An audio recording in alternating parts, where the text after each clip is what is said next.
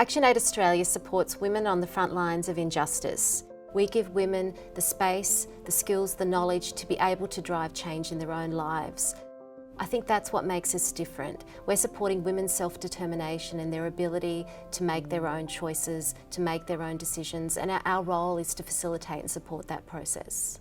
ActionAid Australia strongly stands for the localization agenda, where we believe in tapping the potential of local women, be they Indonesian women, Bangladeshi women, Vanuatu women, Kenyan women, or Afghani women. When we sit together as women, we talk together as women, we strategize as women, we can transform our own world. So in Bangladesh, we're working with some of the most vulnerable women living in Cox's Bazar refugee camp. They left their assets, they left their lives somewhere behind. They have come with trauma. They are psychologically traumatized. They have lost their children. They have lost their families in between. They don't have personal identification. We're supporting women to have access to safe spaces. They can learn about their rights and they can recover from violence and abuse that's impacted their lives. Cyclone Pam hit Vanuatu in 2015, and the mission there was to basically support women's protection in the humanitarian emergency. We've been supporting women over these last 5 years, increase their access to information and technology so that communities can be prepared for disasters like cyclones. Recently there was a tropical cyclone, and these women have organized and responded to the first major emergency themselves directly. What does this mean?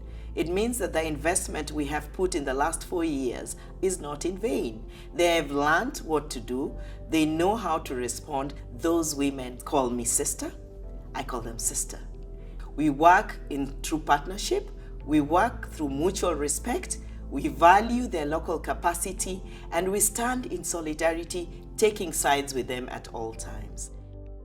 So right now we're in the middle of an intersecting crises where we've got a health pandemic, the economic fallout, alongside growing impacts of climate change, hitting some of the poorest and most vulnerable communities around the world. This is a moment for us to join together as a community to really drive change in women's lives and work towards a better world for everyone. Women's connection and organizing is deep. It is not in the surface. We talk one language. We have one language that we talk as women, and that language that we speak is that we are committed to safety, security, dignity, and rights of all women. And we will hold each other's hands, whether you are poor or you're rich, whether you have a dress or you don't have a dress, and whether you have gone to school or not gone to school, but we are our sisters' keepers. We look after ourselves. Our hope is for a better world for women.